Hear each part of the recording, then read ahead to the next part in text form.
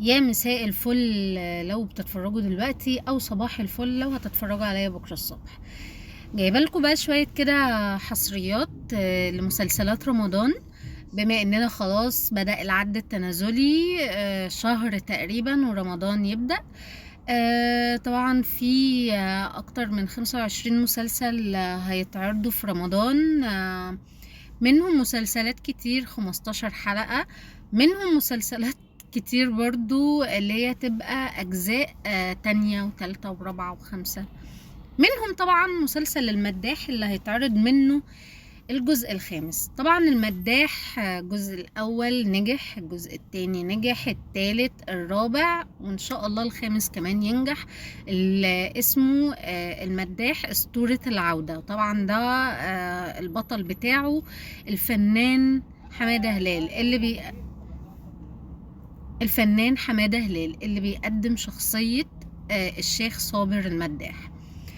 صابر المداح الجزء الرابع انتهى الموسم بان هو مات، وفجأة وهم بيقفلوا الحلقة عينه فتحت. فهل يا ترى بقى المداح اسطورة العودة ان هو هيعود ولا ايه؟ الله اعلم.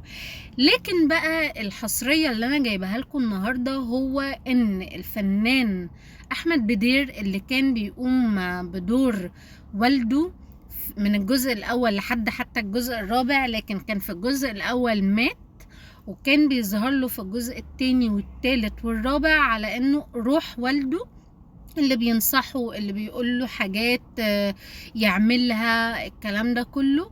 وطبعا لو نفتكر في الجزء الاول ان هو كان ليه في الاعمال والحاجات دي وربنا تاب عليه. لكن الفنان احمد بدير هيرجع في الجزء الخامس مش بنفس الشخصية اللي بيطلع بيها، لكن بشخصية جديدة، الا وهي ان هو هيطلع بشخصية دجال، يعني شخصية تانية تماما. شخصية دجال هيبدأ ان هو يبقى ليه بقى زي ما بيقولوا كرامات بقى وحاجات كده في البلد بتاعة المداح، والناس هتمشي وراه بشكل كبير جدا. دي حاجة لسه محدش عارفها قوي، وهنشوفها في الجزء الخامس لما يتعرض في رمضان. بس بقى يا ترى هل برضو زي ما بنقول ان حمادة هلال بشخصية صابر المداح بيعود من الموت، فهل برضو الشيخ سلام برضو بيعود من الموت وهيطلع بشخصية دجال، ولا هيبقى جنه بيتجسد في شخصية الشيخ سلام، ولا ايه؟ ده اللي هنعرفه في الجزء الخامس. هل حصرياتنا وقفت على كده؟ في كمان عندنا مسلسل العتاولة الجزء التاني، وده اللي الناس كتير قوي مستنية تتفرج عليه. طبعا بطولة الفنان احمد السقا، باسم سمرة، طارق لطفي، وطبعا مشاركة فيه كمان الفنانة فيفي عبده وزينة وعدد كبير من النجوم. لكن ايه بقى المفاجأة اللي انا بقول لكم عليها؟ صابر المداح. ماله صابر المداح وماله مال العتاولة؟ صابر المداح او حمادة هلال هيظهر كضيف شرف في المسلسل.